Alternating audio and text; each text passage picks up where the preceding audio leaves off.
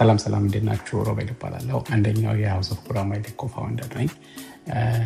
ሃውስ ኦፍ ጉራማይሌ በዚህ ወር በሚያከብረው የሜንታል ሄልዝ አዌርነስ መንዝ ውስጥ እኔም ደግሞ እነዚህን 3 ጥያቄዎች እንድመልስ ተጠይቄያለሁ እና እነዚህን ጥያቄዎች ከራሴ ልምድ ከገባኝ ካወቅኩት ተንተርሼ እመልሳቸዋለሁ። የመጀመሪያው ጥያቄ ምንድን ነበር? ሂሊንግ ለአንተ ምን ማለት ነው? አይኖ ቃሉ ትንሽ ቀለል ያለ ሊመስል ይችላል፣ ግን ለእኔ ሂሊንግ ፕሮሰስ ነው። እንዴ ተጀምሮ የሚያቆም ነገር አይደለም። በየቀኑ ፕራክቲስ እናደርግ፣ በየቀኑ የምንኖረው፣ አንድ ቀን መውደቅ ያለው፣ አንድ ቀን መነሳት ያለው፣ በዛ ሁሉ መሀል ግን ራስን መምረጥ፣ ራስን ማሸነፍ፣ ራስን መሆንን የሚያሳየን መንገድ ነው ብዬ ነው የማስበው። ለእኔ ሂሊንግ there was a time ሮቤል እንደ ሮቤልነቱ ሳይሆን ሰዎች በሚፈልጉት፣ ሰዎች በሚመቻቸው ሰዎችን አኮሞዴት ለማድረግ ነበር የሚሄደው። ዛሬ ላይ ደግሞ ሮቤል ሰዎች እንዲለምዱ ሳይሆን እንደ ሮቤል እኔ በምፈልገው፣ እኔ በማውቀው፣ እኔ በገባኝ መንገድ ነው የሚሄደው። ይህንን ለማድረግ ደግሞ በአንዴ አላረኩትም። በጣም ብዙ መንገዶችን ሄጃለሁ። ብዙ ቱሎችን ተጠቅሜያለሁ። ቴራፒስት ረድቶኛል፣ ጓደኞች ረድተውኛል፣ ካውንስሊንግ ረድቶኛል፣ ግሩፕ ዲስከሽኖች ረድተውኛል፣ አካባቢ ያሉ ሰዎች ረድተውኛል፣ ከኔ በፊት የነበሩ ሰዎች፣ ብዙ አካባቢ ያሉ ሰዎች ረድተውኛል። የሂሊንግ ጀርኒ አንድ ነገር አይደለም፣ የብዙ ነገሮች ድምር ውጤት ነው። መውደቅ አለ፣ መነሳት አለ። በዛ ሁሉ መሀል ግን ራስን ፈልጎ ማግኘት፣ ከዛ በኋላ ሮቤል ምንድን ነው የሚፈልገው? ከነበሩኝ ፓስት ኤክስፔሪንሶች ላይ፣ ትራውማታይዝድ ከሆንኩባቸው ነገሮች ላይ፣ ፕሪቴንድ ካረኩበት ነገር በሙሉ አቁሜ እኔ እንዲህ ነኝ፣ ሮቤል እባላለሁ፣ ሮቤል ተመሳሳይ ጾታ አፍቃሪ ኢትዮጵያዊ፣ በእግዚአብሔር ላይ እምነት ያለው ሰው ነው። እነዚህን የተለያዩ መልቲሌየር የሆኑ አይደንቲቲዎችን አስታርቄ አስማምቼ ለመሄድ የሄድኩበት መንገድ ነው። በእነዚህ መንገዶች መሀል ላይ መውደቅ አለ፣ መነሳት አለ። አንዳንዴ ደግሞ ሁሉም አይሳካም። ነገር ግን ዛሬ ላይ ለቆምኩበት የተሻለ ማንነት እንዲኖረኝ ረድቶኛል። ሂሊንግ ዘ ጀርኒ እሱን ነው ማለት የምችለው። ሁለተኛው ጥያቄ ደግሞ ዋት ብሪንግ ዩ ጆይ ዲዩሪንግ ዲፊካልት ታይም ነው።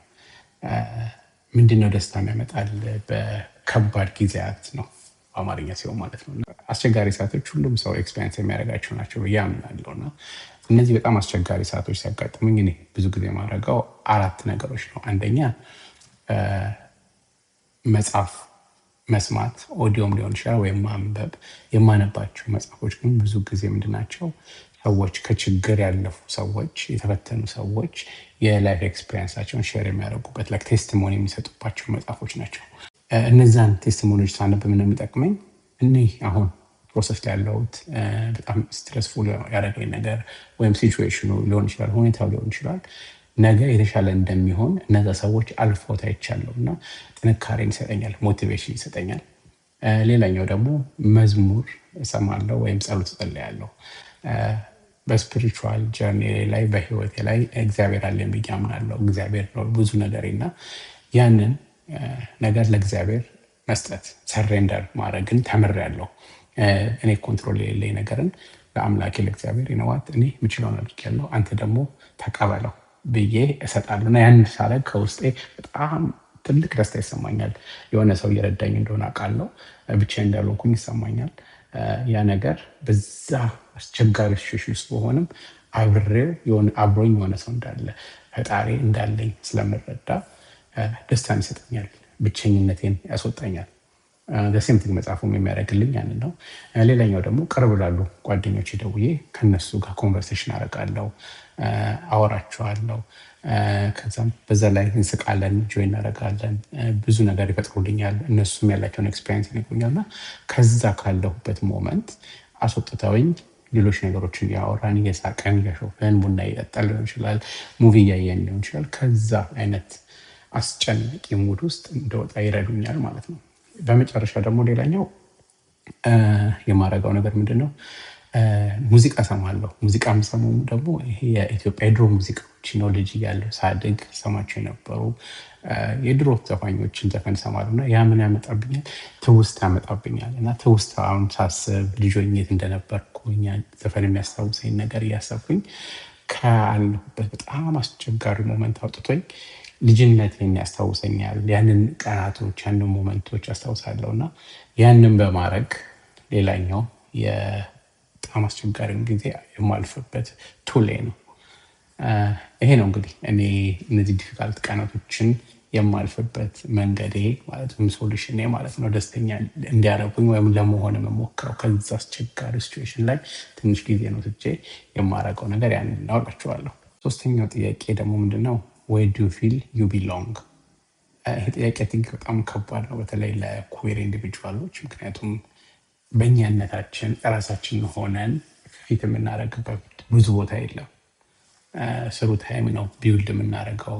ይሄ ፋሚሊ ባይ ቾይዝ ብለን ራሳችን በምንፈጥረው ኤንቫይሮንመንት ወይም ደግሞ ፕራይድ ሊሆን ይችላል፣ ወይም ደግሞ የፍሬንድ ጋዘሪንግ ሊሆን ይችላል።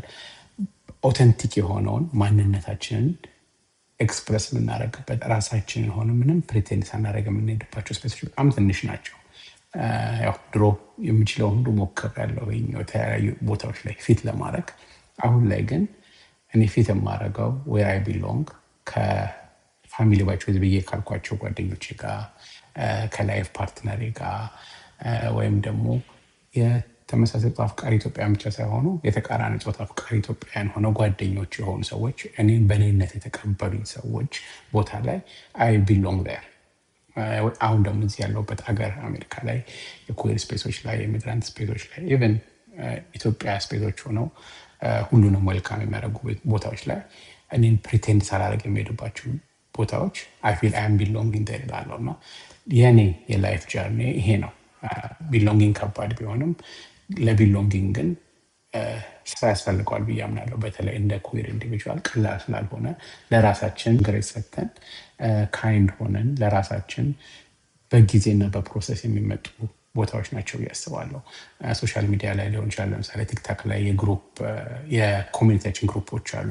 እዛ ላይ ቁጭ ብለን ራሳችን ሆነን ስናወራ፣ ወይ ቴሌግራም ላይ ሊሆን ይችላል፣ ወይ ቫይበር ግሩፕ ሊሆን ይችላል። ብቻ ኤኒ ስፔስ እኛን እንደኛነታችን ኤክስፕረስ የምናደርግበት፣ ሳንቆርጥ ሳንቀጥል ሮቤል እንደ ሮቤልነቱ ሌሎቹን ጓደኞች የራሳቸውን ሆነው መጥተው የምናወራበት ወይም ሙቪ የምናይበት የምንዝናናበት ላይፍ ጃርኒያችን ሼር የምናደርግባቸው ስፔሶች ለእኔ ዛትስ ዌር አይ ቢሎንግ። ይህኔ ቢሎንግ እሱ ነው። አም ግሬትፉል ከኔ በፊት የነበሩ ሰዎች ይህን ስፔስ ለፈጠሩልኝ። ከኛ በኋላ የሚመጡ ሰዎች ደግሞ አይ ቲንክ ከኛ በምንፈጥራቸው ስፔሶች እንደ ሃውስ ኦፍ ጉራማይሌ ወይም ሌሎች ፕላትፎርሞች እንደፈጠሯቸው ስፔሶች በራሳችን ማንነት ሳናፈር ሳንሸማቀቅ ራሳችን ሆነን ቢሎንግ የምናደርግባቸው ቦታዎች ናቸው ብዬ አምናለሁ። እና ያ ነው መልሴ ነው። እንግዲህ የኔ መልሶች እነዚህ ናቸው። ትንሽ የማውቃትን ሼር አድርጌያለሁ ብዬ አምናለሁ። ሁሌም ወርዝ እንደምታደርጉ ለራሳችሁ ባዶ መስጠት እንዳለባችሁ፣ እናንተ ለእናንተ ብቻ እንዳላችሁ እና እናንተን ፎከስ ያደረገ እናንተን ሴንተር ያደረገ ኢንቫይሮንመንት ላይ መኖር እንዳለባችሁ መፍጠር እንዳለባችሁ መናገር እፈልጋለሁ። መልካም ጊዜ ይሁንላችሁ።